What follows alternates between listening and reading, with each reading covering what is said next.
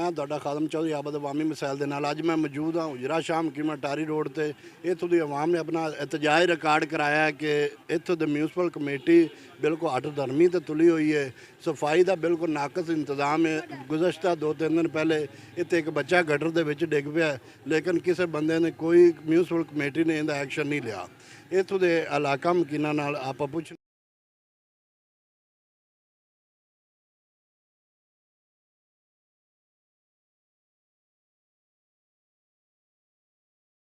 यहाँ पे पानी खड़ा हुआ है। रोज़ाना फ़ोन करते हैं म्यूनसिपल कमेटी में, लेकिन अभी तक उन्होंने कोई एक्शन नहीं लिया। जी आज अभी आया इंतज़ामिया का उधर से एक आदमी और साथ में पुलिस थी। उन्होंने ये कहा कि इंशाल्लाह जो है ना कुछ 2-4 घंटों में ना यहाँ पे जो है ना पानी ख़त्म हो जाएगा और ये जो कूड़े के ढेर लगे हुए हैं ख़त्म हो जाएंगे। अगर हमारा ये आज तक ये हो जाता है तो क्लियर ठीक है, नहीं तो कल से हमारा जो है एहतजाज फिर से जारी रहेगा इंशाल्लाह। जी जनाब जनाब इन्होंने कमेटी वालों ਨੂੰ ਜਾ ਤੇ ਅਸੀਂ 5-6 ਵਾਰੀ ਜਾ ਕੇ ਉੱਥੇ ਬਕਾਇਦਗੀ ਨਾਲ ਇਹ ਗੱਲ ਕਹੀ ਹੈ ਵੀ ਯਾਰ ਸਾਡੇ ਰੋਡ ਦਾ ਗੰਦ ਪਾਣੀ ਜੋ ਵੀ ਹੈ ਸਾਰਾ ਮਾਮਲਾਤ ਨੇ ਠੀਕ ਕਰੋ। ਉਹ ਕਹਿੰਦੇ ਨੇ ਵੀ ਅੱਗੇ 1-2 ਦਿਨ ਪਹਿਲੇ ਗਏ ਆ, ਕਿਸੇ ਅਫੀਸਰ ਨੂੰ ਫੋਨ ਕੀਤਾ ਇਹਨਾਂ ਨੂੰ, ਇਹਨਾਂ ਨੇ ਕਿਹਾ ਜੀ ਟਾਊਨ ਕਮੇਟੀ ਦੇ ਵਿੱਚ ਜਿਹੜੇ ਮੁਲਾਜ਼ਮ ਨੇ ਨਾ ਸਾਈ ਉਹਨਾਂ ਦਾ ਜੀ ਈਦ ਹੈ। ਅਸੀਂ ਚੁੱਪ ਕਰਕੇ ਵੀ ਸ਼ਾਇਦ ਹੋ ਸਕਦਾ ਈਦ ਹੈ। ਜਦੋਂ ਸੋਚਿਆ ਅਸੀਂ ਵੀ ਇਹ ਤਾਂ ਈਦ ਤਾਂ ਹੈ ਹੀ ਨਹੀਂ ਦੀ, ਇਹ ਤਾਂ ਡਰਾਮੇਬਾਜ਼ੀ ਕਰ ਰਹੇ ਨੇ।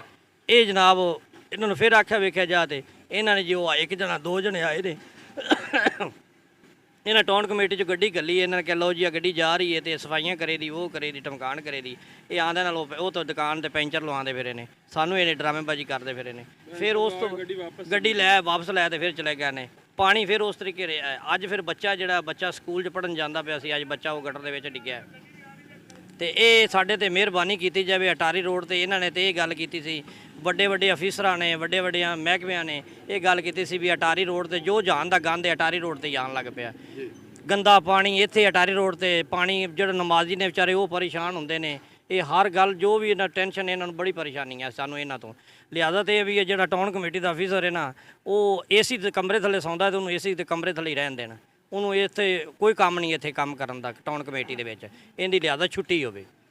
ਇਹ ਬੰਦਾ ਸਾਡੇ ਲਾਇਕ ਦਾ ਨਹੀਂ ਦਾ, ਕਿਉਂ ਇਹਨੂੰ ਜ਼ਿੰਮੇਦਾਰ ਬੰਦਾ ਨਹੀਂ ਦਾ, ਕੋਈ ਇਹਨਾਂ ਦੇ ਮਹਿਕਮੇ ਦੇ ਵਿੱਚੋਂ ਜ਼ਿੰਮੇਦਾਰ ਬੰਦਾ ਨਹੀਂ ਦਾ। ਹਰ ਬੰਦਾ ਹੀ ਕਹਾਣੀ ਘੇਰੇ, ਹਰ ਬੰਦਾ ਹੀ ਕਹਾਣੀ ਘੇਰੇ। ਇਹ ਮੁੱਖ ਦੇ ਵਿੱਚ जी अटारी रोड वालों का मामला है कि साडा बिल्कुल इन्ने दिन हो गए ने मामले बने ने, किसी बंदे ने इस गल का एक्शन नहीं लिया कि फौरी इस गल का नोटिस लिया जाए तो ये साडा जिहड़ा मामला हल किया जाए।